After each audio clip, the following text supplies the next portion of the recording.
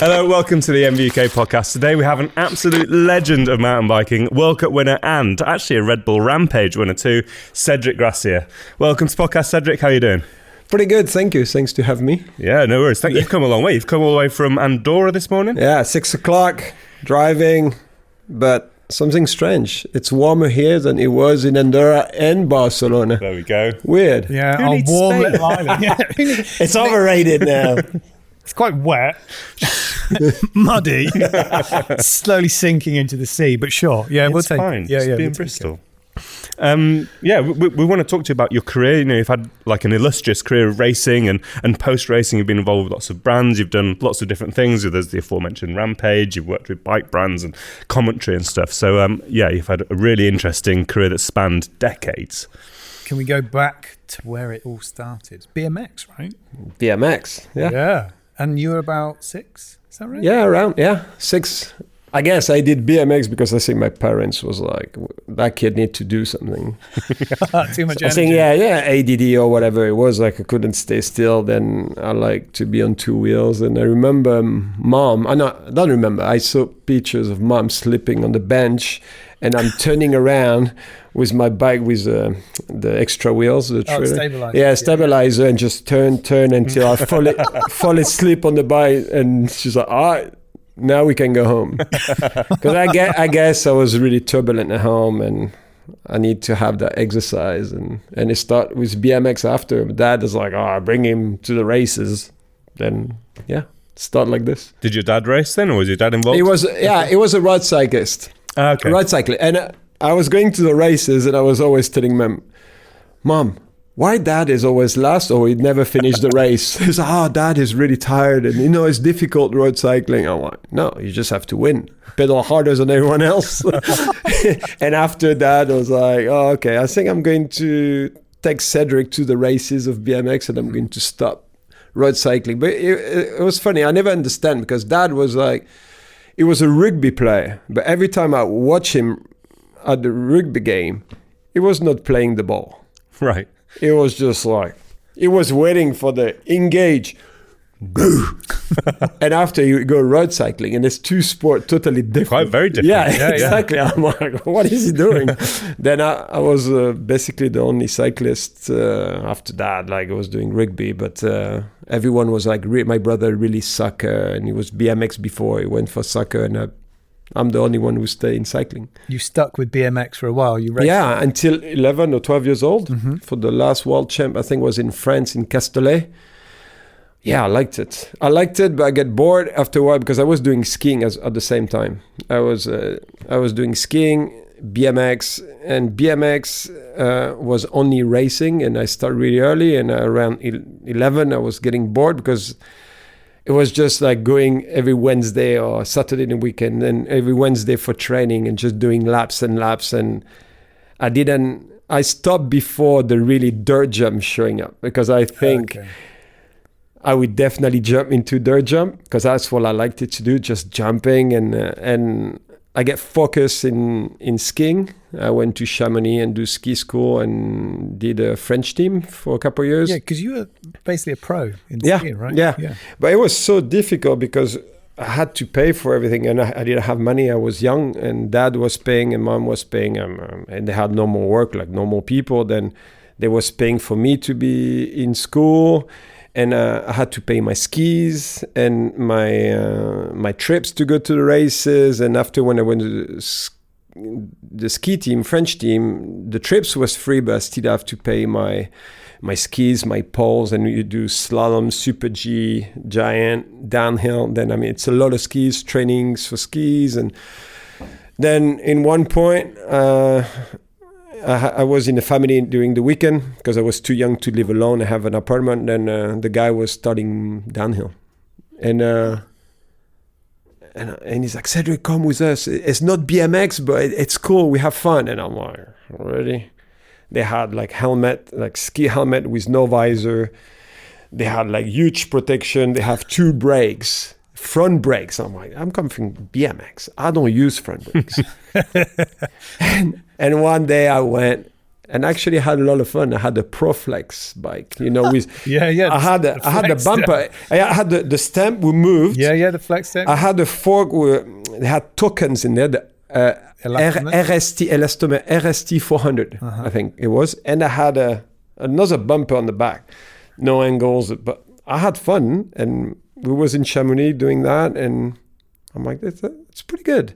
Yeah. Then I went to my first race in La Bourboule, right? French race, and we went camping and we ride. But what I remember was just like having a good time with the boys. Camping, one tent, everyone in. It rained. We all sleep in the van.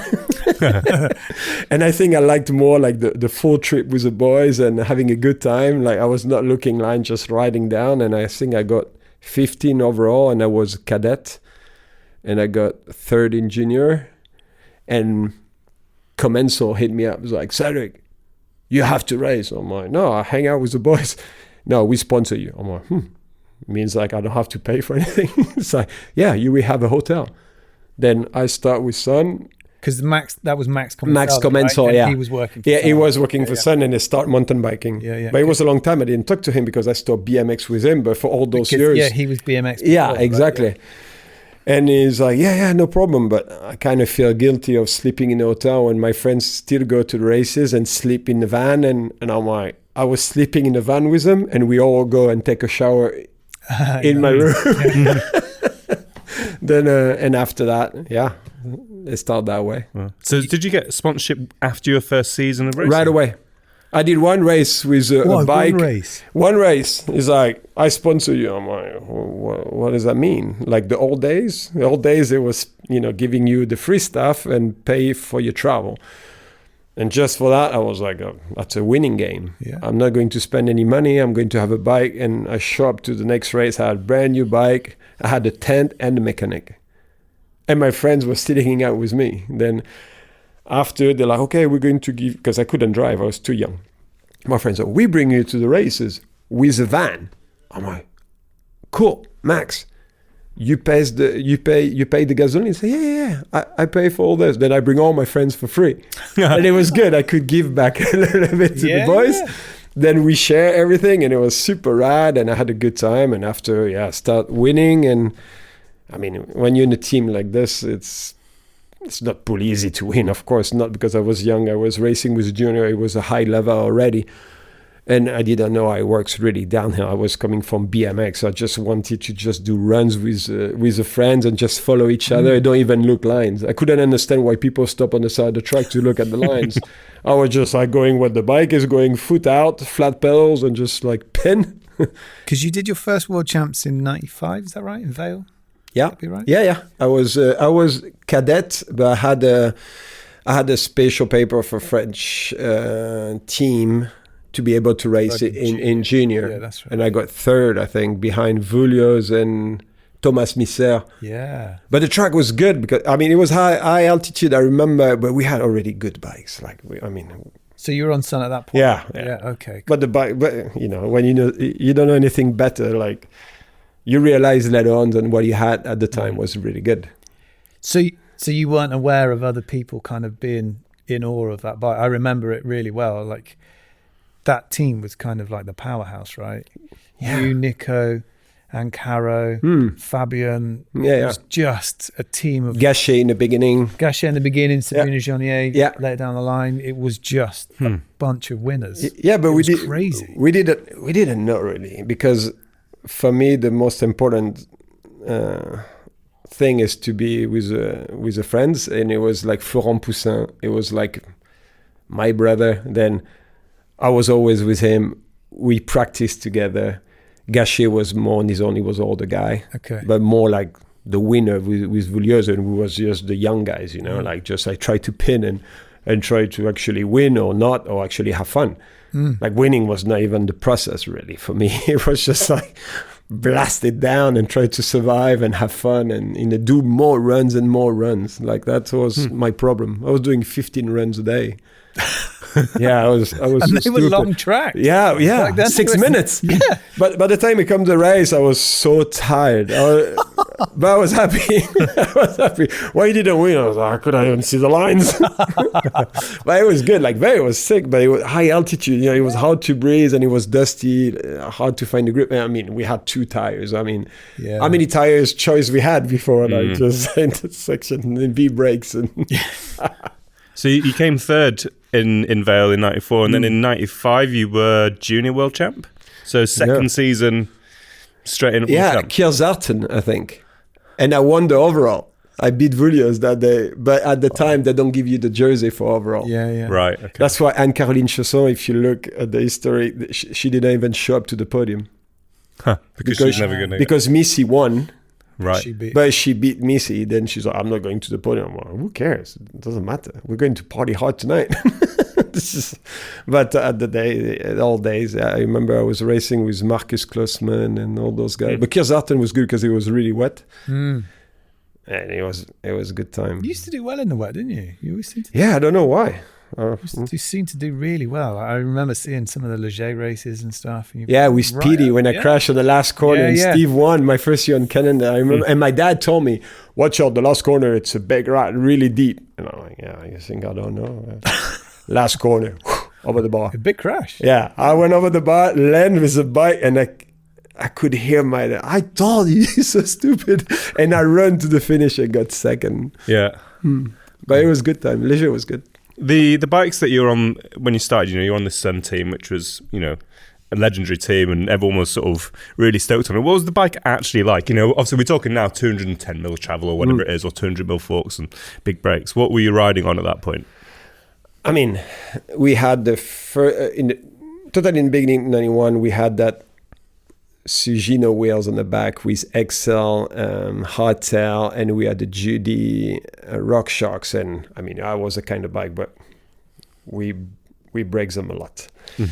And after we moved to the full suspension with 100 mil with Opsis made from Bossard, and linkage, and the bike was just like a sofa. I think we was so ahead. I mean, we didn't know, like, because we was in that team, we look at all those people's bikes like, yeah, I'm sure they work, but our bike was so much better. And did that sort of play through into the psychology of the team, then knowing that you had the best product? Yeah, but you didn't know right away. I mean, when you start to see people going through the rocks and going backward, and you actually go like, accelerate. You're like, we have something good here. And it's not because we train harder than everyone, because I never trained before, ever.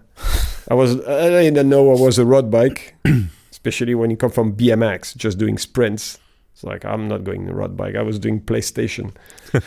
And it's because the bike was that good, you could actually perform in the weekend because you had a good bike, like a really good bike. Yeah. What was it like being in a team where there would have been some quite sort of big personalities and quite different approaches to racing? I imagine Nico and Caro, Pascal maybe, all very different approaches to how they set stuff up, and you maybe sound like you were less bothered about that sort of stuff. As long as you had a bike to ride, you seemed pretty happy.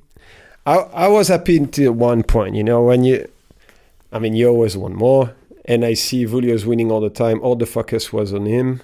Like all the engineers, we had telemetry. It was always on his bike. He arrived in the pit, his bike's first.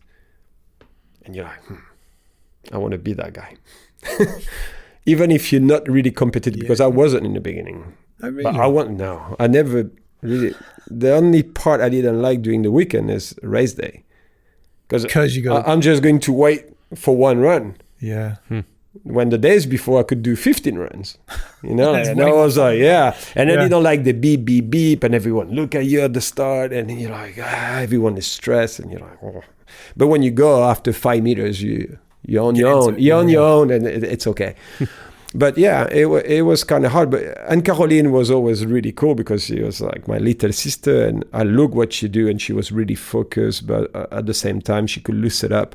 Nico was on his own. He had to close himself into the van to be focused, to be able to perform, because in the beginning it was winning easy and it was getting harder for him, and especially when you have young kids like Florent Poussin, myself, Denis Bonnet, and all the guys who actually ride on his tail with a lot less training, with maybe a little bit more talent, But Nico was just such a machine on lines. We didn't look line. He was looking at everything, telemetry, analyzing everything. And when I look at those guys in the semi-truck we had a semi-truck with the computers. And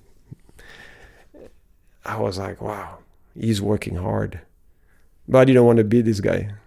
Because I had fun. I was like, we're done practicing. Let's go in the woods. We're going to shape some doubles. Yeah. And Palmer, Steve, myself in the woods, even with the 50s, doing stupid stuff when everyone was focused.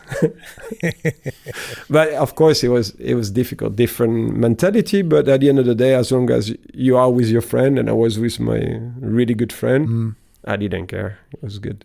What was it like when you shifted over to the Volvo Cannondale team? Because that you went from like super high performance winning machine to this absolute juggernaut. I mean, Volvo Cannondale was massive. Wasn't it? It was massive, and it was like the dream, but it was easy. And Caroline Chausson did the deal for me.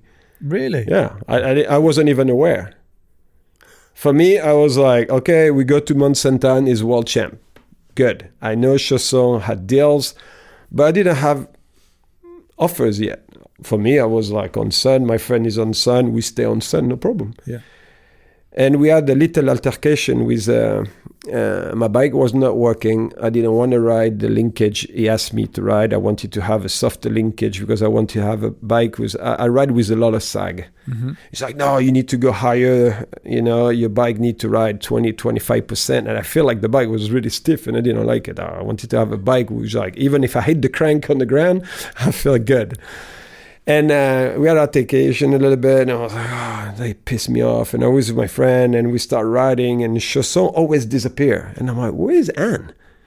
And you know what it is in Mont Saint-Anne. You have a truck. It's not like in Europe, you have your semi-truck. Like we in the back of the van, you know, with the French team, and you work with all the people from Sun at the time. And Caroline come, and she's like, Cedric, you're signing with Cannondale next year. I'm like, what? Is that, yeah, and don't worry. I already organize everything. I negotiate your contract. And she tell me this before the race. Next day, I win or not, already have a new contract for next. Yeah. But like, it was crazy. That's how I jumped into Cannondale. And after that, we had to work. What happened the next day?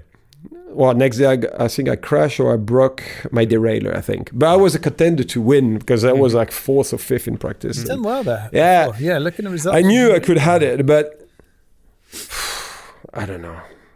Sometimes when it's a big moment for me, I just like léger backflip in Fourcross. I could actually win. But the only thing I care is to have fun. And that's sometimes when it's really important, I just go the opposite way. And that day was that day. But it was funny, and I jumped on Cannondale and we start working on the bike, but it was a big difference. When you had a Formula One and all of a sudden you come back into... Yeah, it was difficult. You know, like when you have the best suspension and the best bike, geometry and everything, you ride into a bike, right? The fork is not working. The geometry is not what you used to. For Chausson was okay. When you win with 40 seconds ahead in every race, doesn't matter. You can ride whatever. You will still win. Even if she had competitors, of course, like Missy Jovi. But when she wins with a big lead. But for us, I was going through the rocks. I was going backward.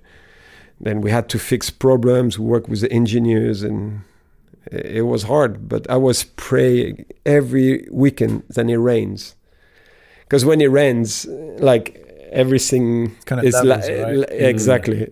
And that year it was good. It rained quite a lot. And I was always top 5. Yeah. But it was hard, but it was beautiful to be on Cannondale. I mean, American dream. Yeah. Really, like especially for Frenchie. I learned how to speak English with Brian Lopes, how to do emails, how to work with sponsors. And Lopes was hard. Oh, every day. It was a competition. It was... Even for training, like the stairs jump, I do 4 stairs. How many can you do? And I do 3. And all day is like, I beat you. Every day. I was like, but it make me... Yeah, it makes you better, right? It make me a lot better than what I was, because I was kind of a little bit slack sometimes.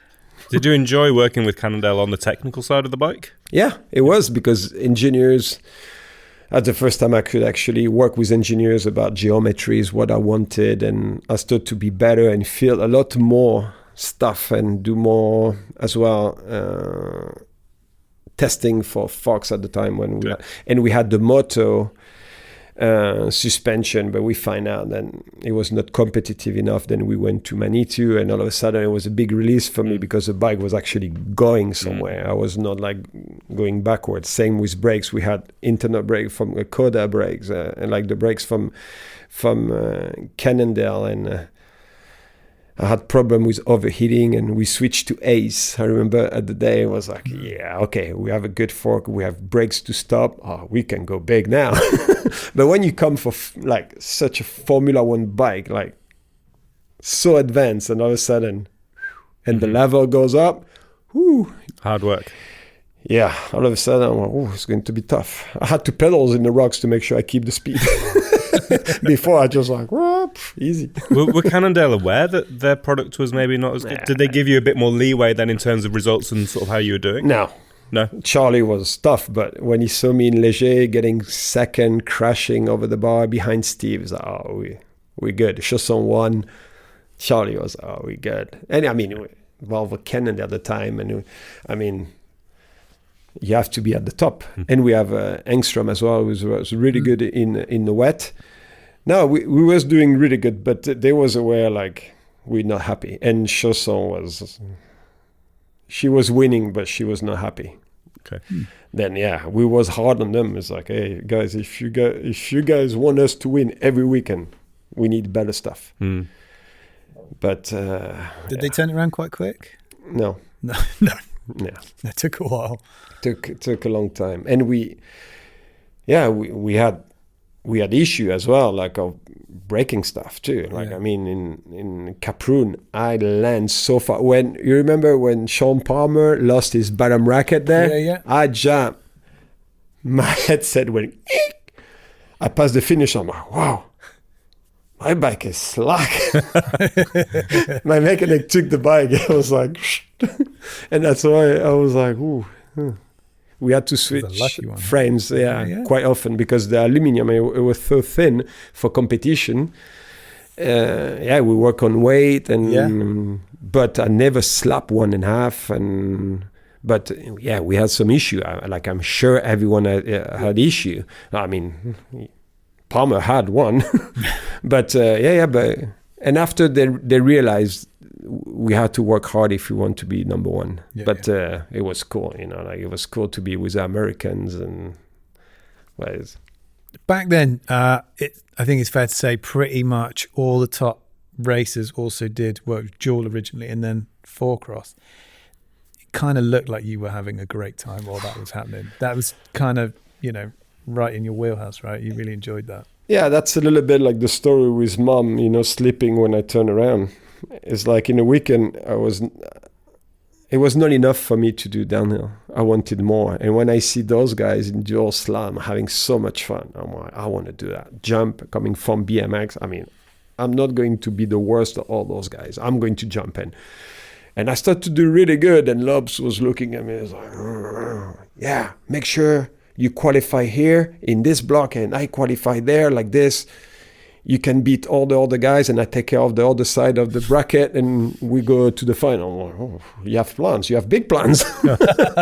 And it worked that way, and it works pretty good. And it was good to share all this stuff with Brian, because Brian was really a professional, and for him, the downhill was not his main focus anymore. But I didn't want to be the main focus as well for Cannondale, for me to be a downhiller. I wanted to do both. Then we had some big friction with Charlie Livermore because he didn't understand. And I want to do both in the weekend because he helped me. If I do bad in downhill, that will feed me to be better in Fourcross or dual slalom. And opposite, if I do good, like it was good. And if I do both, do discipline, I'm on the podium. It's like it's winning game. But in one point I was so close to get the overall. Charlie told me, it's like, in Monza and Fourcross, it's over for you. I'm like, what? You need to be focused on downhill. And I lost it that day. I even put a picture of his face on the front tube on my downhill bike because I was so pissed. But that was the game. You have to listen your team manager. But it was really frustrating for me because I wanted to have fun a lot. And Fourcross, like you say, for me, it was like, oh, so good. And the atmosphere. It always looked like you had such a good time. Yeah. Of all the riders, like you said, Brian Lopes, very, very serious. Line choice, he wanted to get everything totally nailed. You always just looked like you were kind of just playing. Yeah, well, it's easy when you're so bad at the gate. I know every time I start the gate, doesn't matter who is in the gate with me, I'm going to be last. But in the first corner, because I don't have any options, I need to use my head. And that's what I liked, because I know I'm not going to have the gate on weight boots, on all those guys. They're way better than me. Their first crank, I'm still at the gate. They're already 1 meter ahead. Yeah. Then I was always, all right, I can corner better than them. I can jump bigger, and I'm not scared. Then I was like hunting flat out.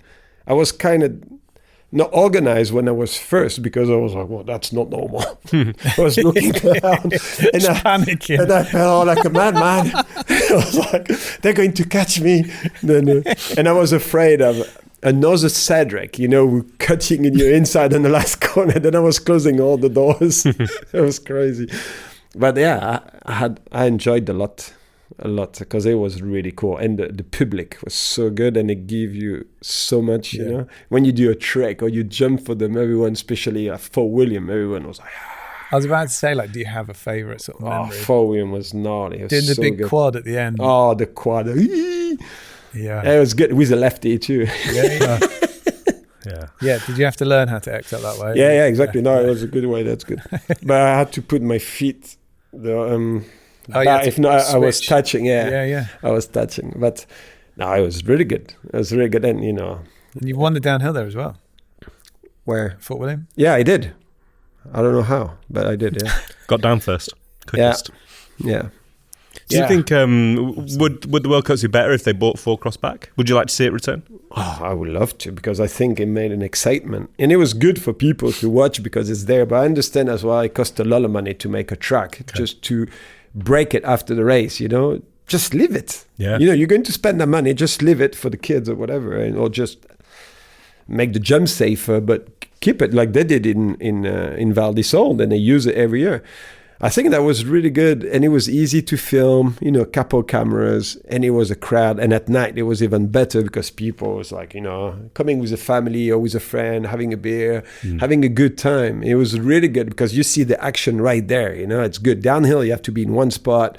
It's different. Yeah. It's different. You watch on TV now. But Fourcross, so easy. It used to be so fun to watch. And it's good because, you don't have to look at the time. It's right there. It's 4 people. Yeah. First 2 go to next stage. But it was good because it was action. It was some crashes as well, but it was aggressive. And you always see 2 or 3 riders who have a crazy style. And I like that guy. He's not the fastest, but he's good. And you have guys like weight boots at the time, or Lopes, of course, but as well Prokop was really good. That was hard for Lopes. Prokop and Lopes, I love to see them racing because they were so strong, and mental game, both of them, just strong guys. Just they're not going to take second spot. Oh yeah, it's hard for them. They go home and they're not happy. Second, for you, you're like, you had the bar first already. Speaking of the bar, I remember distinctly a couple of Fort William races where we have been at the bar, and there has been a number of antics. And you were, I think it's fair to say, known for your partying back then. More than my result, yeah. I don't know. Yeah. I don't know. But the partying definitely ranked fairly highly. You got any good stories you can share that are legal? Kids are watching? Maybe. No, we had, Fort William, of course. When you come, it's easy. When you come from normal family, normal money, when all of a sudden you get $5,000 in cash, you don't know what is money, and you want to have everyone have a good time. I remember I bring that money. First, I went to the doping control and I told them, and that's why I love Fort William. and all the guys from UCI for William, always the same guys. So I'm not going to pee because speaking barely English, because water, I need a beer. And they bring me beer. By the time I finish to pee, I was like, and you get out of the doping control, boom, you have people say, Cedric, can I pay you a beer? And you're, oh yeah, sure, you get a beer. By the time you go home, take a shower, it's like time to party. You eat, you go party, and you have those 5,000 pounds in your hand. What do? I went straight to the bar, to the hotel, Ben Nevis, whatever. Yeah. Went to the bar, put on the bar and say, I want to make sure everyone drink tonight. The guy looked at me, because I was like, okay, you earned that money for the race, but you was not expecting it. Might as well have fun, and everyone have fun. And Kovarek came and he bring his money as well. And so you put in like 6, 7, 8 grand behind the bar. And Steve came and put some money. There was a couple of really... it was gnarly. Yeah. There's big blank bits in my memory. It was crazy. Everyone like, whoa, and everyone have that fun, because I was like, that's not cool, like, because it's expensive to go and drink, especially there. Then I was like, at least we fixed that problem. Everyone is going to have fun without being like, I need to keep money for tomorrow. No. Everyone can drink. We have good times. And I remember it was so good.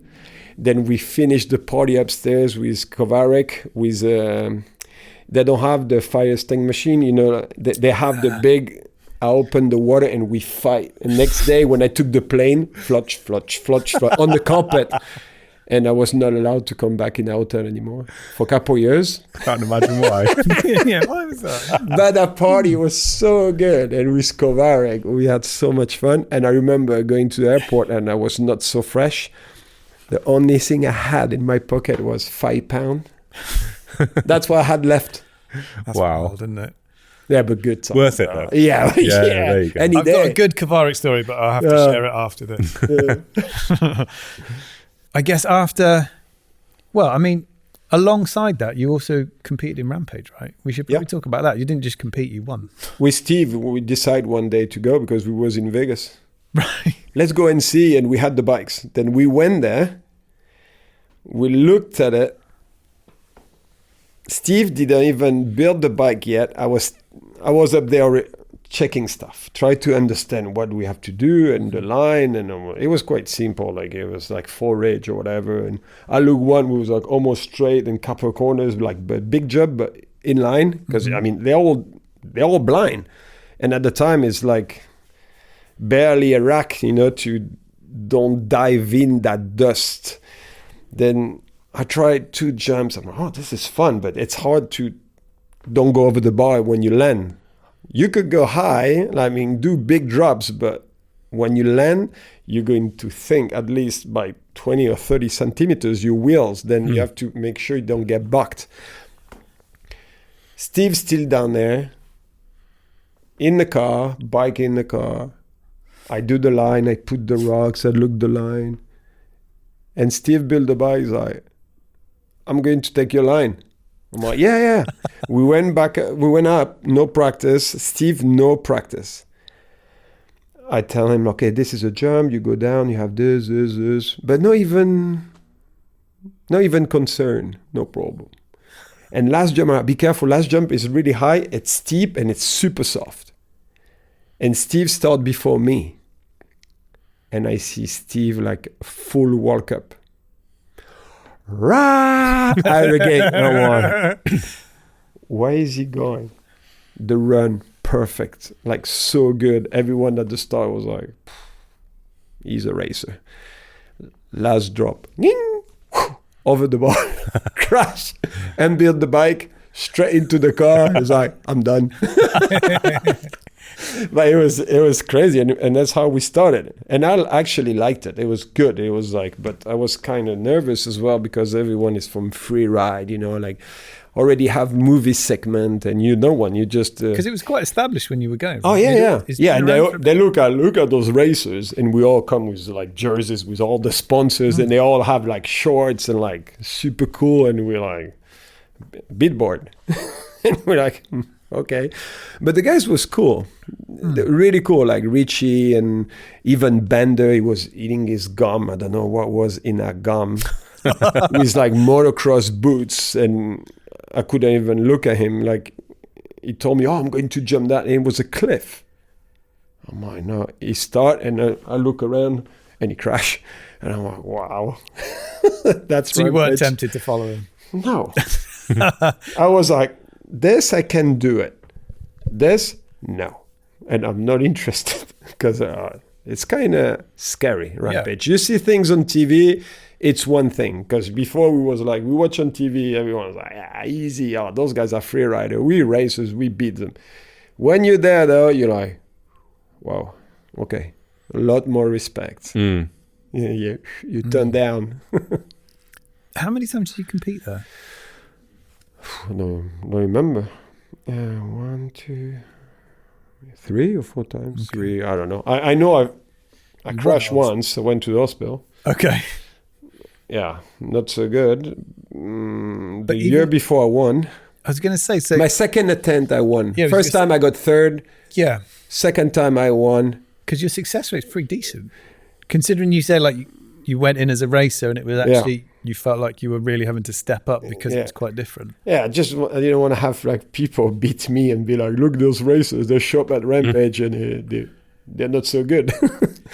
Then it was kind of a little bit of an ego, kind of. On that, yes. On racing, not so much. But on that, yeah. I wanted to beat them. Huh. I wanted to go bigger and higher than those guys. Yeah. Kind of, I think I misunderstand what was racing for me. You know, you have to go the fastest down, and I was more jumping than actually. Then Rampage was good for me. No timing, just like go big. I'm like, oh, great. I know how to do that. But in my level. Yeah. I know we sort of spoke about it before we started recording, but what's your take on how things have evolved with Rampage? Because it's quite a different, or it seems from the outside looking in, quite different to what it was back then.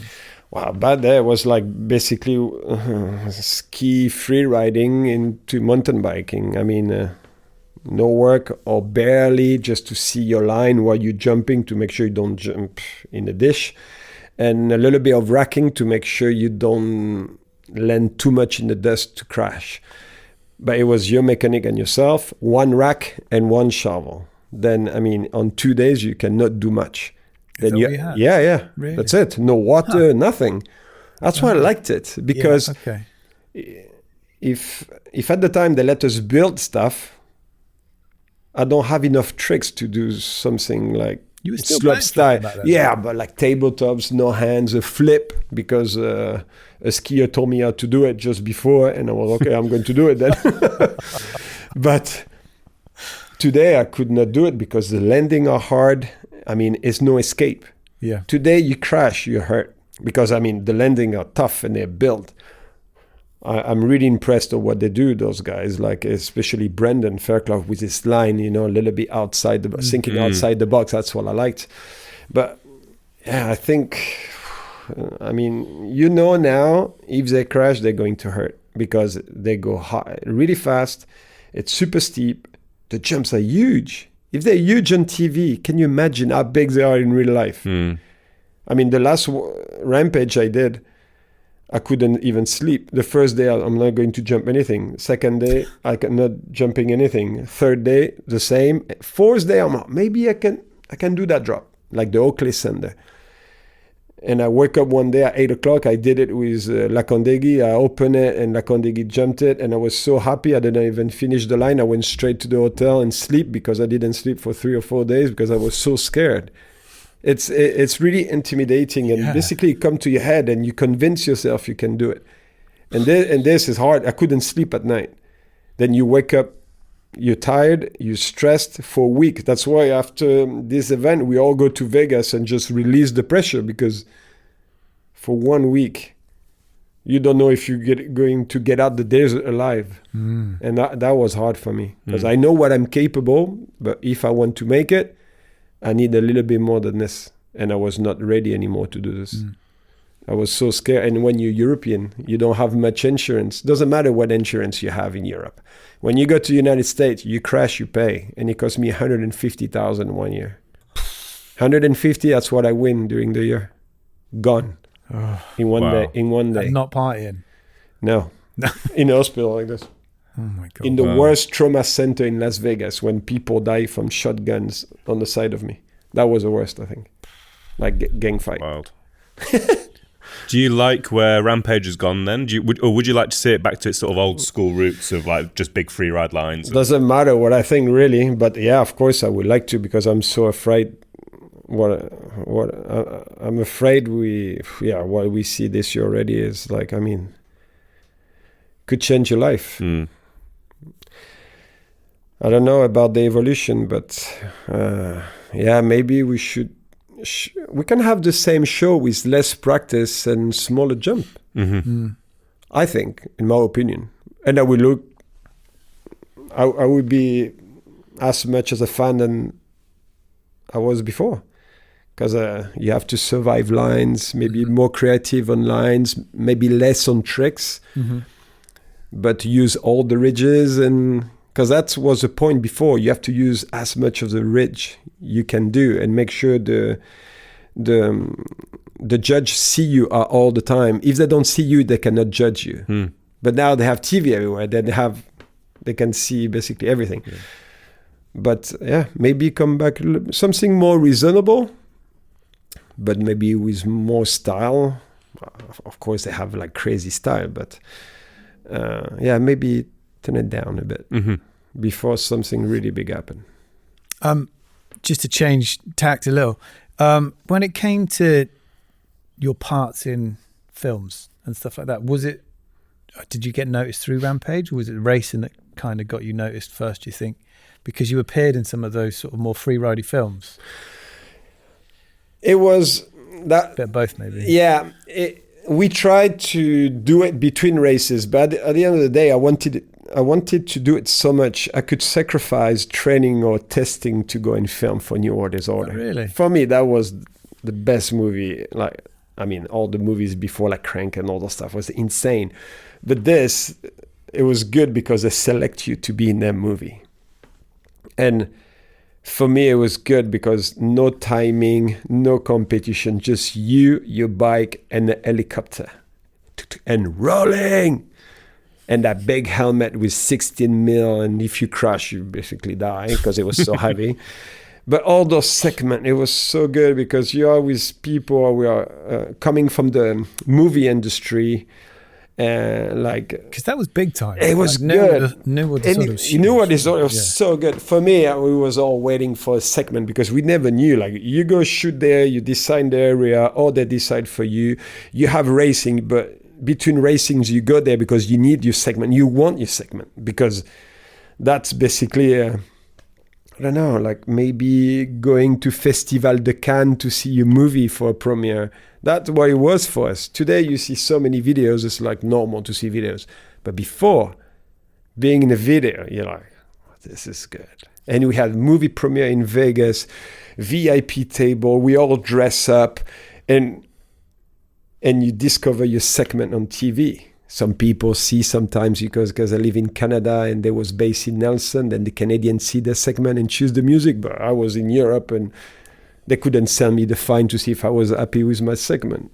Like, we didn't even know if we had maybe the segment in the camera because we shoot 16. We cannot see it on the screen like today. It's not digital, it was a surprise. And sometimes, I mean, because it was not only riding. We went to Bolivia for 1 week. Everyone was sick and we partied so hard with Borden. Until the last 2 days, we had nothing in the can. Nothing. Everyone was sick, high altitude. And to make sure we don't get sick, we just go to the bar with Robbie Borden every night. And the week after, I have to race. Then 1 week of not racing, just boozing, go racing. And the last 2 days, we shoot a segment. Like, it was like this all the time. I mean, they're from Canada. They're chill. They're like, yeah, we get it done. I'm like, it's like 5 days we're here. We didn't scout anything. We just go raw. We go, look a mountain, there. And we go. you all think like, yeah, everything was planned. No, nothing. Just like, because they came with a big budget. Like, I mean, Derek was like spending it all. from the sponsors, of course, who are paying the movie. I mean, we have helicopter, hotels. And I was like, okay. How did your sponsors feel about you doing that? Because I guess they hired you to race. Yeah. And then they couldn't obviously see this finished project for a while. I've always been lucky, I think, with my sponsor. Of course, Charlie was really hard for me to perform in downhill and after Fourcross as well. But they knew that was part of what I wanted to do. Because that's riding. And at the end of the day, it was good for their brand as well. And to have someone who basically do everything. I was not the best at everything, but I could do everything. It was good for them as well. Then at the end of the day, they let me go with what I wanted. And I knew if I raced good, there's no way that they would tell me, don't do that movie. But I always got lucky to be able to do that because that was important for me. Yeah. Because I wanted to be in that movie. Back to the sponsorship thing. After Cannondale, you went back to it morphed into something slightly different, didn't it? Yeah. And then you went back to Commencal. Yeah. But Commencal. Yeah. Yeah. Well, we was with Cannondale Siemens, and my contract was up. But it was good with Siemens. We had all those new phones. It was new technology. I had the phone who flipped over, and it was in Formula One. I could go and watch Formula One. I love cars. Then I was with Coulthard, and I mean, the best life ever. It was no Volvo anymore, but it was Siemens. It was like really German, but we was there, and we had a great team. And the guy who owned the team was a Formula One driver, like Alexander Wirtz. He was racing for Benetton before, and he loved biking, and he created the team based out of Monaco and South Tyrol. And I was like, this is so good. I could watch practice Formula One, and it was so good. And this stopped with Siemens, and in one point I could keep going with Cannondale, and I already did my new bike with it's called the Gracia, and after it be changed to the Judge, because I developed all that bike. But mid-time, everyone at Cannondale I knew was gone, and I was not feeling like signing for Cannondale if I don't know anyone. Then Max came with an idea and to create a team, and they already had Anne Caroline, and it was easy for me because I was based in Andorra already. Then easy take. Then I went back with Max, the first guy who actually gave me the opportunity to race downhill. So at that point, you've been and racing, BMX, but you've been racing for a long time. Yeah, long time at that point. Yeah. I think it was like, I think overall was around 25 years. Yeah, like it was. Wow. It was weird because it never felt like it. Only the edge, but your age, of course. But that's the thing when you have so much good time, when you have fun, and because I never took it so seriously, I could keep going. But you were still getting good results all the way through. Yeah, it was all right. After it was hard, like when I jumped on Santa Cruz and... You had a couple of big... Yeah, I started to crash hard, almost die a couple of times. And even if you think you forget about those crashes, like Val di Sole almost die. Ile de la Réunion almost die. Yeah, we should probably talk about those if you're okay. Yeah. So... the Val di Sole crash was 2012, and you broke your pelvis and hip. Yeah, right? I was behind Brooke. My first run, before the start, we have a little trail, and we jump into the start, and we have the first technical part was like super sketchy with big roots, and of course we walked the track, and that was my first run. And I follow Brooke. Start riding, and he started to go fast, and I'm like, oh, he's going quick. It was a second run. And I don't know what happened. I enter into that big off-camber, like roots and stumps, and I felt like a clack. And I tried to hit my brake, and I had no more rear brake. And I start to go fast, and it's steep there, really steep, and you go fast really quick. And what I remember, it was horrible, because I tried to escape, but at this speed, I cannot leave the bike and crash because it was stumps and it was really sketchy and bumpy. And I see that rat It was a right corner, a big rat. And I'm going to go straight there, but I couldn't because it was a cameraman just filming into that corner.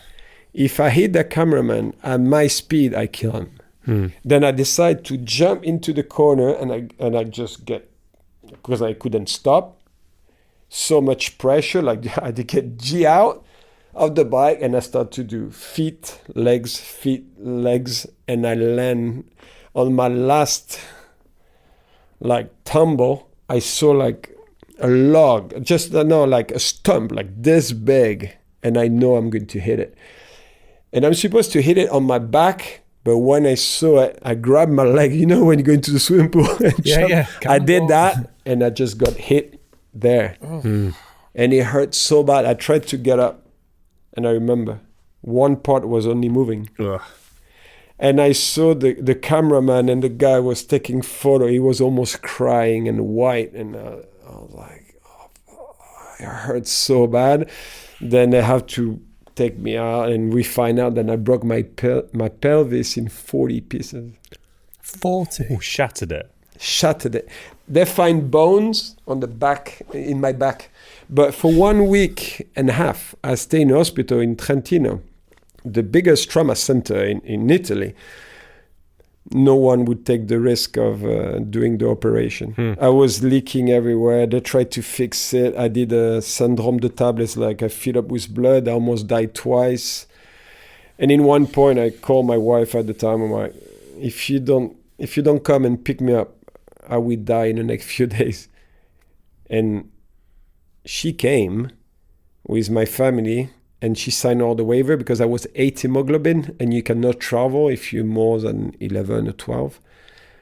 Then we signed all the waiver, and my insurance, they were supposed to drive me in ambulance all the way to Toulouse in France or Andorra, because no one wanted to do the operation. It's like, there's no way, it's too complicated. When doctors tell you this, you know, like, you don't know how this is going to happen. One guy in France say I would do it. He was 34 years old in Montpellier. He got all the X-ray, learned the case with 14 of his students, got evacuated by private jet, landed in Toulouse, straight to the hospital. The guy came and he said, like, I will do my best. I'm only 34 years old. I'm going to do the operation on Saturday. It will be 9 hours, but I hope you can walk. I look at him, I'm like, dude, if I cannot walk, it's better I die, because I want to ride bikes. He's like, you will probably walk with a cane, biking, maybe to go and buy your bread. I'm like, really? I'm like, please.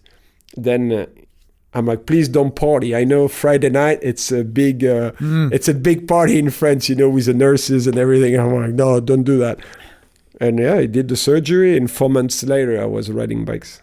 And I beat Barrel on an enduro race because I was 75 kilos. I stayed 1 month and a half like this.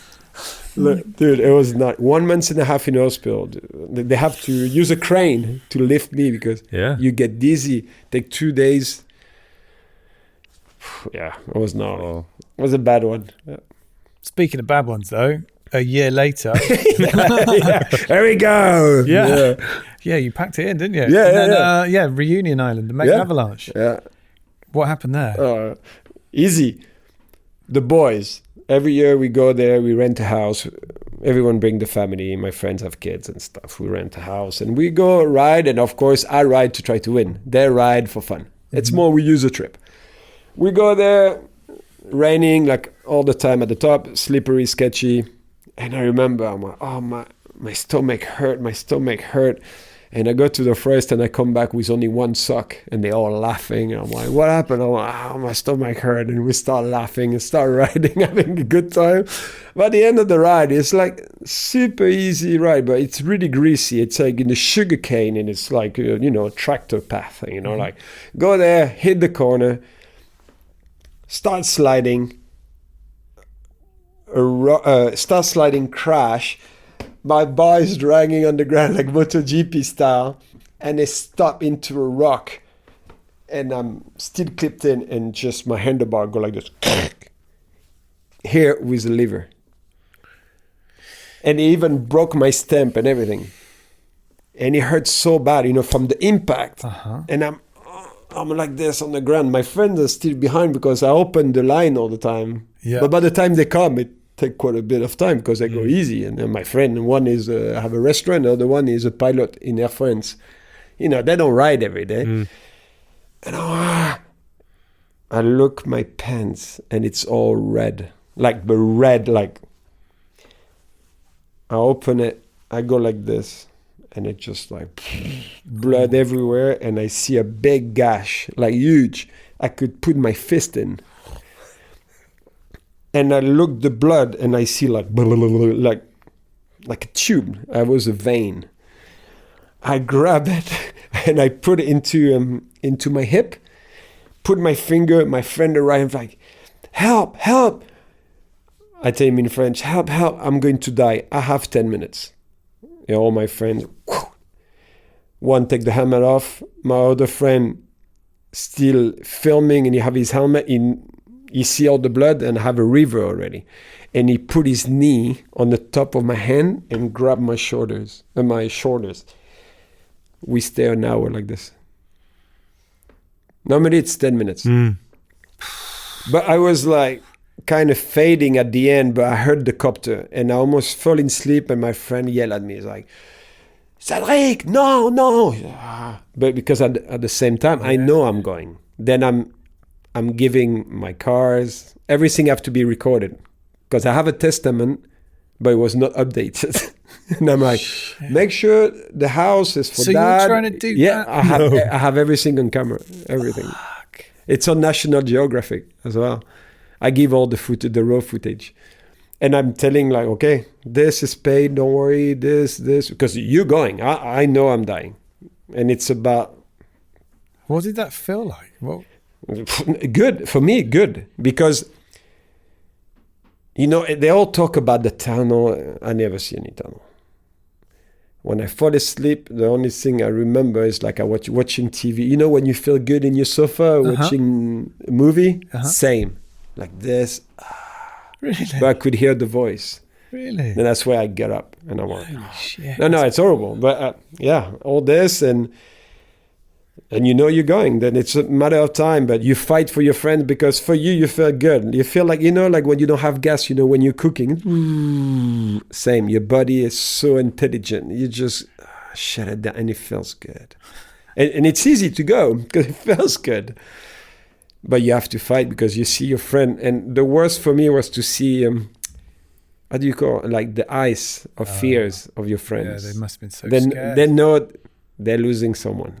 And you're like, and we was going for a beer too. You missed the beer and your friends. Then the helicopter came and I survived. And I remember something really funny, They took me, the doctor, I puke on the shoes of the doctor. Yeah, because the two other people who came, they're like the ambulance. When I take my hand off, they pass out.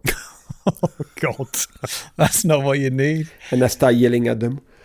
I say really bad words in French because you're in fears. And when you see the people who are supposed to say you... Yeah, claps. Yeah. Oh, my God. Yeah. Then we did it again. And when we leave, they all carry on and the doctor is clipping you here and you still have your hand because you don't trust him. You don't know him, even if he's the doctor. You know how much pressure you need to do. But I didn't know if I don't release, we have to cut the leg. And I'm like, cut it off. If we have to cut it off now. He's like... No, we keep it like this. I'm like, oh, okay. Well, keep my leg, that's good. Then when we leave to go to the copter, they all was walking backward. I was facing, and I was like this.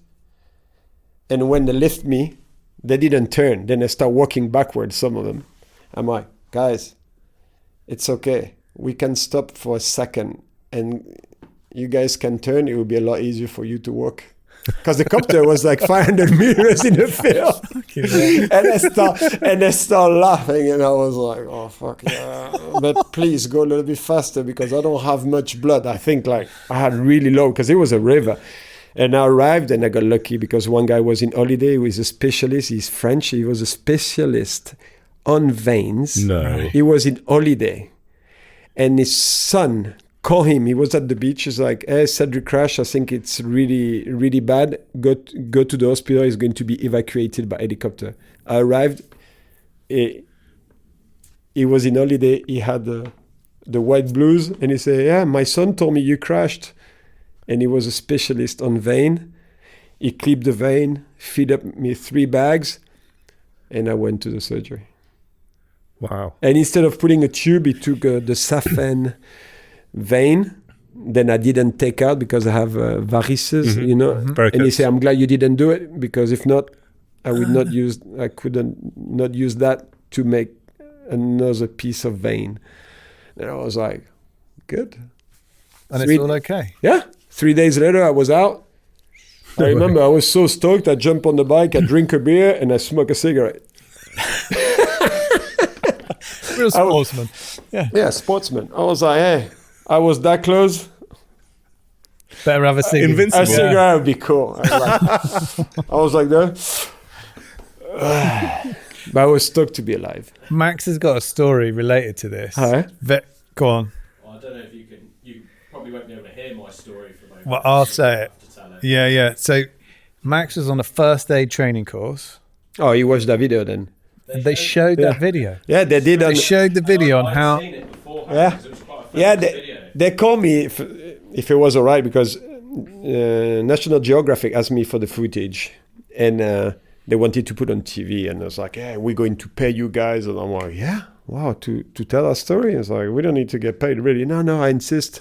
We will pay you guys and they give us some money to all the crew. And they came to my house in France in the summer to talk about the story one by one. In the meantime, we was doing barbecue. And we talk about this and it went on TV. And after all the hospitals and firefighters, they start to call me. So, yeah, can you tell us about your accident? And I'm like, oh. They asked me, what did we do so special that we survived? I'm like, really? One, have a restaurant. The other one is a plane pilot. And me on the ground, we didn't know much. I know my first heads, secours, helps, you know, everything you learn in school, how to help people. First aid. First aid, yeah. But you're such in a survive mode, then all of a sudden you're brilliant. You don't need to learn. Of course, knowing stuff help you for sure. But it's because we was there, everyone have his job to do.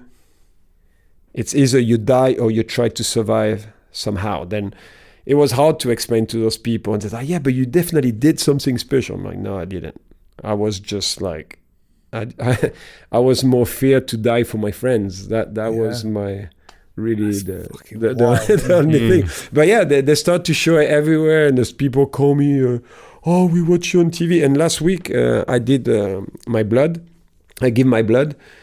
I start to do it because they give so much to me, then I need to give back somehow. Yeah. Then I do it, and they were super stoked. The guy's like, are you Cedric Gracia? I'm like, yeah, in Andorra. I'm like, yeah. Yesterday we watched your video. I'm like, yeah. What do you think I'm here today? To give back a little bit of blood. Yeah. Well, no, it was gnarly though. Didn't start putting corks on the end of your levers, no. Yeah, I never understand that. In motorcycle you have motocross. Yeah. We don't.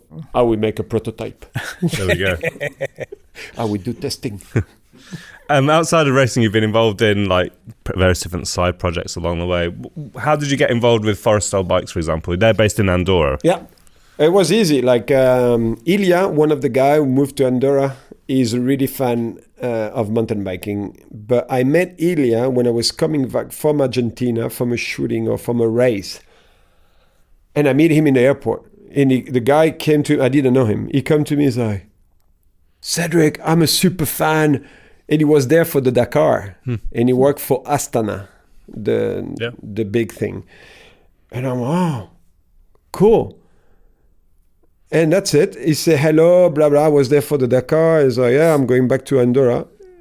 Come back to Andorra. 2 weeks later, I raced the Maxi Avalanche or whatever. I win.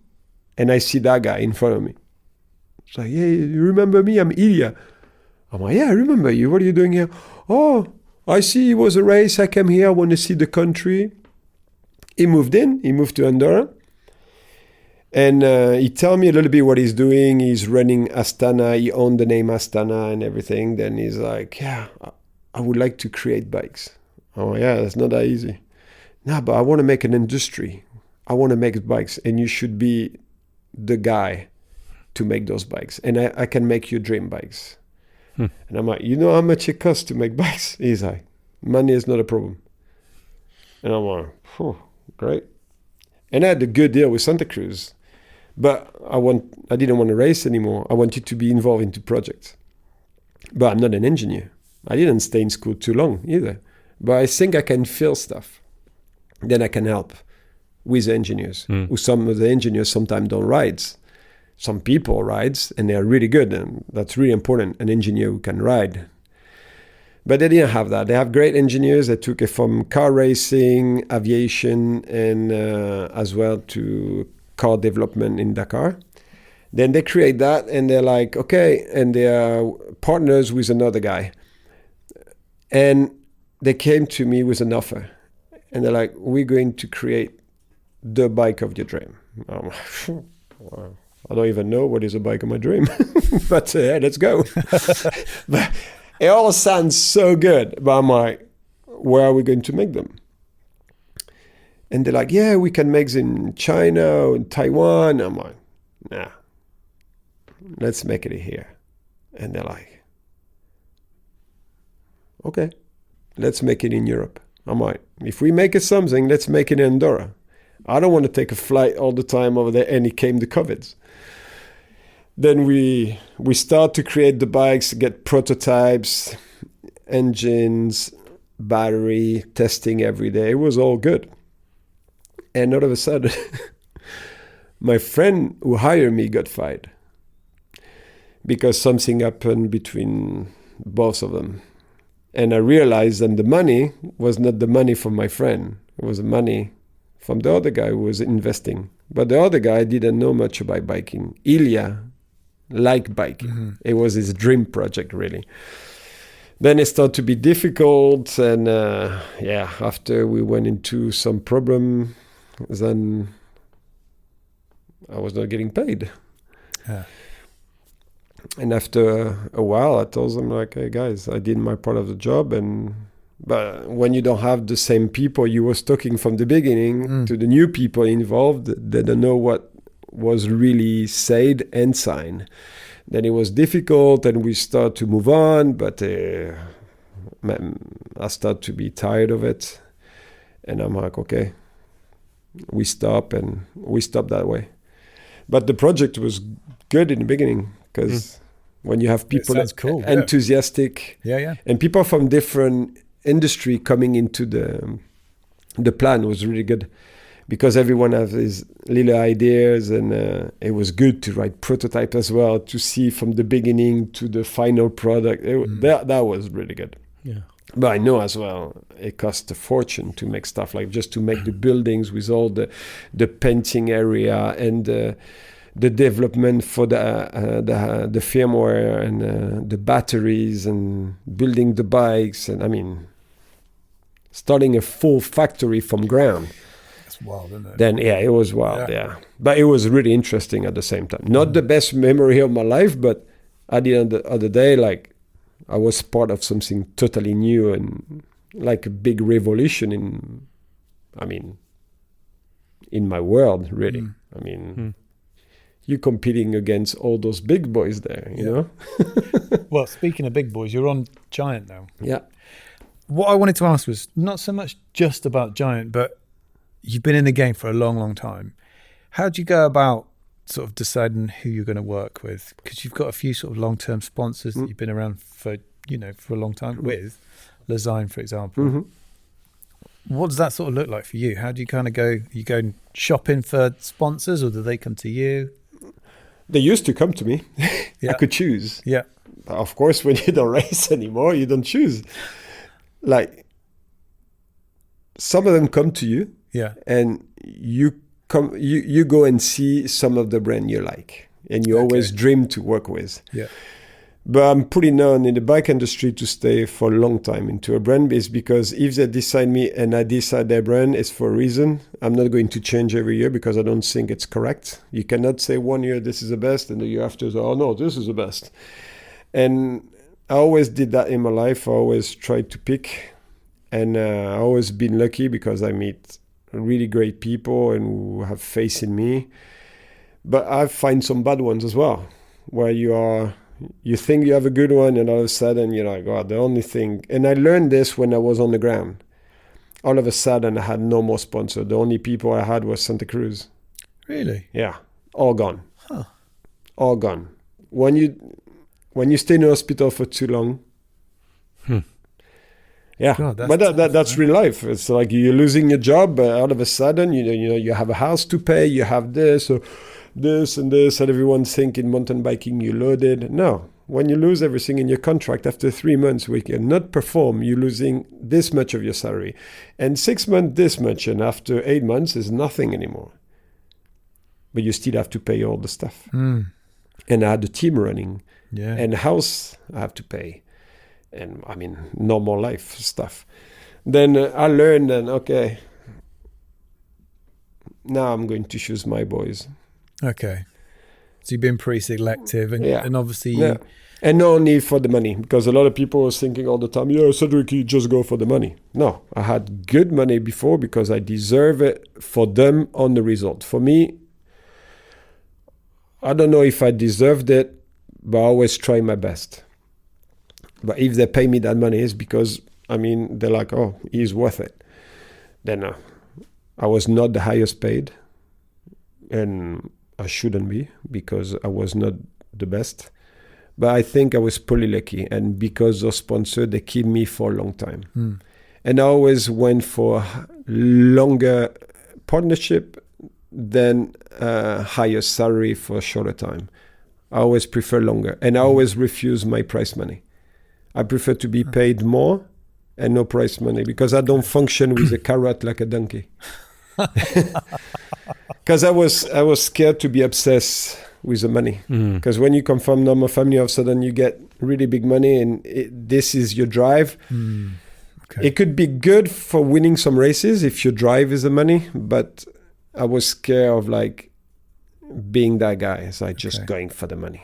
Yeah. And I was like, no, I don't want to be that way. I prefer to invest smartly with my money and make money with this instead of having it, give me more. Okay. But that was just me. But I always been lucky with those sponsors, and today some of them are still there. And we're starting with Giant, and I'm going to re-sign 3 more years. Oh, nice. Congrats. That's very Got it last week. I'm pretty happy with them. New bike coming out. So sick. And I was really happy, and I think I find a good spot with the French guys. They involve me in different stuff that I like social rides and going to some shops, and but always a smart way. And like you say, design. I mean, Mickey and myself for a long time now. We met, and that guy is brilliant. He's funny. He make great products, and I mean, for some people, they're just tools, but it is tools and tools. I mean, this is like, you get those tools, okay, they're not cheap, but you're going to keep them for a long time, and they're a little piece of heart. And I like that. I like nice things. Before, like when you're younger, you don't pay attention so much, When you get older, you like those nice things. Yeah, of course. And I don't think it's bad. I mean, I'm happy to have a nice bike with nice looking tools. And I want to show off. I'm slow now. Well, I don't know about that.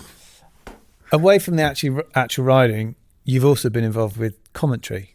Tell us a bit about that, because that was with Warner Brothers, I think, in 2023. Yeah, right? 2 years ago. Yeah, we started in English. I mean, what was that like, doing it in your second language? Tough? Not so easy. I mean, especially when you work for such a big TV. I mean, and it is really English with proper English. My English is more from, learning in the street, not like proper English school behaviors. Like From hanging around with Peter. yeah, exactly. I know all those bad words. Yeah. But it was good because, I mean, you learn a lot. And I mean, I didn't know Rick. Yeah. And I knew a lot more Rob. And Rob is really extravagant in his like punchline. And it was fun because I did Freecaster with him. Yeah. After my races in Fourcross, I'd throw my bike and I know. Be straight into the Yeah, it was good. And I was bringing the vodka in there like, woo! And it was so good. Like we had such a good time and I loved it. But this was different. And Rick is really a journalist, like super educated and have like, he know everything. He have his... yeah, he's got it all really well set out, hasn't he? Yeah. Everything's And very, when you're on the side, you're like, it's very particular, isn't it? Yeah. And when you work for big TV like this, I mean, it is a language you have to use. You cannot be too exciting. You have to wait the last 10, but it's up of the last 30 can win, you know? It was hard for me to be like, too loud, Cedric. Oh, okay. Sorry. You know, like, you know, you're not used to. You're not used to. But I learned a lot. It was good. Like I met really good guys. I met a lot of guys as well who work really hard and some who work a lot less. Like everywhere when it's a big crew, really, you know. But after I did it in French, it was really good as well. It was good to be able to do in your language. That was definitely fun. But it all stopped. But you're still doing a bit for Red Bull. But I do Red Bull, yeah. I did it for a long time now. Red Bull is like 5 or 6 years. Oh, wow. I basically comment what Rob is doing. Then it's good. I have it in English and I do it in French and I add up my stuff. Nice. But I have it's like, I'm on my own. I can do what I want. Not with the vodka. No. It's just water. It's just water. Yeah. No, but I can go big. Yeah, well, it's good. But I like it's entertaining. It's a great sport. I mean, like, you want people who watch TV to be stoked. Yeah, totally. That sport is made for that. Yeah. It sounds like your career is obviously it's had many parts, but it still has many parts. You're not doing one job. You're sort of cherry picking. You know, you've got other bits going on outside of mountain biking as well. Sounds quite fun. Yeah, I mean, biking give me a great opportunity to invest in different stuff. Like I'm not really good. I never stayed too long in school because I was busy and I wanted to be a racer and travel the world and ride bikes. Then not much option when you're not so good in school. You better be good in something else. Then and I start to invest into apartments and building my own house with my family and basically blowing all my money into houses.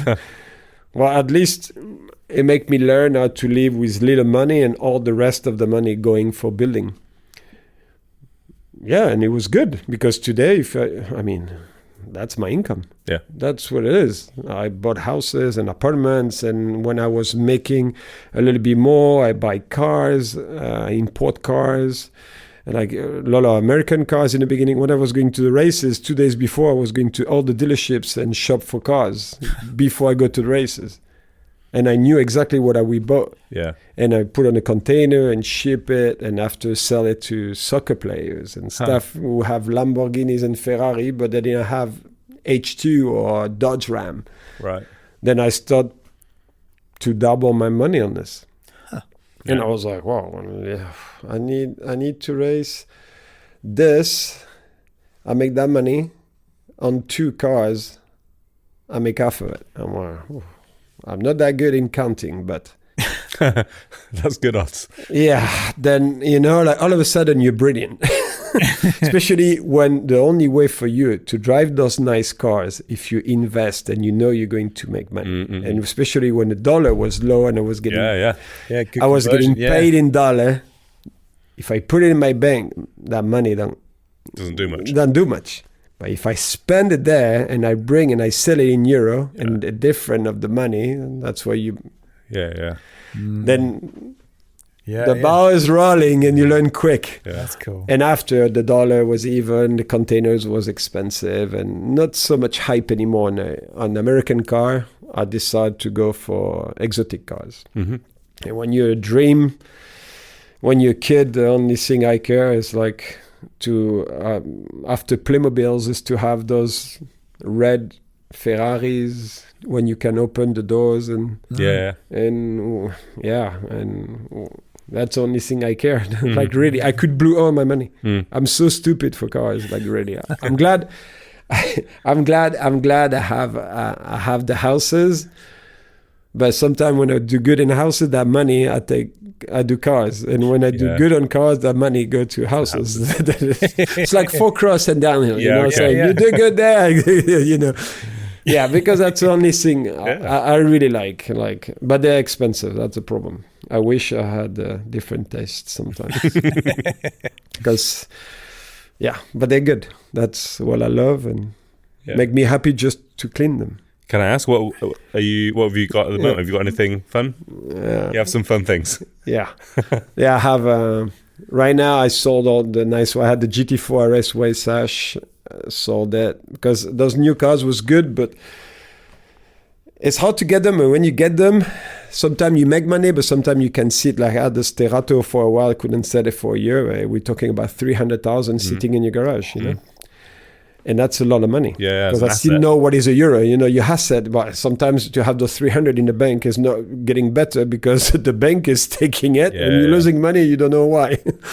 But, you know, sometimes it works good, sometimes it don't work good. But I have a Renault 5 Turbo 1, limited edition, like super low number. Because when I was young, he put me in that car and I remember for life.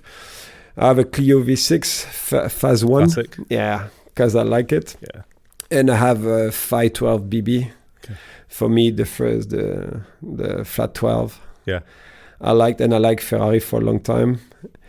And I just bought yesterday another one. Amazing. Yeah, it's with the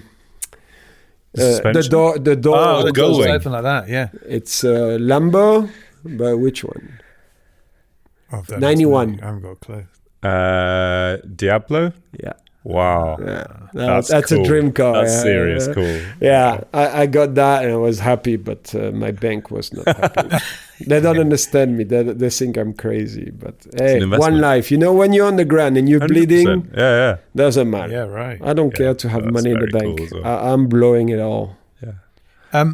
I know you sort of said that you've packed up racing, but when I was looking for your results, I noticed a couple of snow bike world championships. Oh yeah. I just wanted to ask you about those because I think it was quite interesting when there's all the hype in the media around those, seeing it and the reactions from different people. Yeah. What was your take? Because I don't think I've spoken to anyone that's actually raced one. What was it like? Was it good? Well, we raced that a long time ago when it's called you did the Snow King, Snow King of the Mountain, sponsored by Siemens, and we go to all those races and we pre-run basically the World Cup of skiing, Lillehammer and all those races. But we was 25 and we go on the same track, like flat out, with Matti Leikkonen, who was really good at it with spikes, and we do the spikes. But what I remember from those races is like how fun it was, you know, like the speed. And you don't see much because, you know, in the mountain biking world, you see the roots, the trees. There, it's all white. You barely see like when it's bumpy. But the speed, it's insane. And when you see I came with the idea, I'm like, hey, you remember when you did this? I'm like, yeah, I love that. And I was so happy to go to those races. It was freezing cold, of course, intimidating because it's fast. And you know, if you crash with those spikes, you could hurt yourself and slide forever in the fences. But I remember having such a good time. I'm like, all right, I want to do it. I want to be this guy. And people start to be, oh, I can't believe you bring mountain biking in the snow and soon we will ski in the dirt. And I'm like, yeah, great, yeah. Hey, whatever. So good. I like it. It's good fun. And every people who came and really good races are like, I didn't know it would be that much fun. Really? Because the speed, it's I bet unique, crazy. and it's long corners, and you lose the grip forever, and you drift. It's not like a drift of 2 meters; it's a drift of 50 or 60 meters, and it's quick, and that noise in your helmet, it's intimidating, and it's good. And now we did some jump this year, and last year, and this year we're going to make more stuff, more training. By the end of the day, I mean, you're getting some good points for the season. That if I was a racer, you like it or not, I go for those points for sure. I will go for that. It doesn't matter. At the end of the day, if you're sponsored by a team, and I'm your team manager, and it is a world champ jersey to go and get, I would be, dude, I pay you all year round. He looks really serious. I have to go. To race by, am I? You go. Great. And we have fun. I'm in.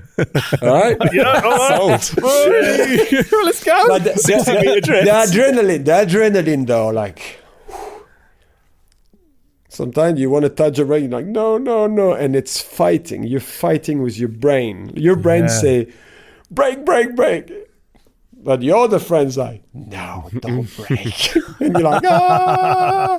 And it's like, and it's blue. I mean, and you did. I mean, no one makes those tires. You make it by yourself, with a drill. 6 hours for 2 tires. Watching a movie. Most of mine are sideways, but doesn't matter. It's hard to get the knob, really. Yeah. But dude, the experience, it's like, oh. So you're going again this year? Yeah. Last year I got third. Yeah, I saw. I don't know how. I don't know, but You used to be a skier, clearly. Yeah, but this time compared to the first year, I was a lot smoother. I was not so high in lines. I was like more in and more like and tried to don't break. And my brain's like, break, Cedric, break. You old? No, I'm not old. And I was like, but it was really cool. But those two guys, Vinny T and those guys, and all those guys, in Switzerland, they have championship on that. They have a real feel on the snow compared to us. I'm come from skiing, then I have the lines, but I don't ride my bike in the snow. No.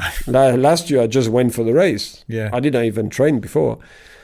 But if you have a little bit more practice, I would be better. But it's fun, definitely. Yes, it's another discipline, and I hope one day, why not in Olympic Games?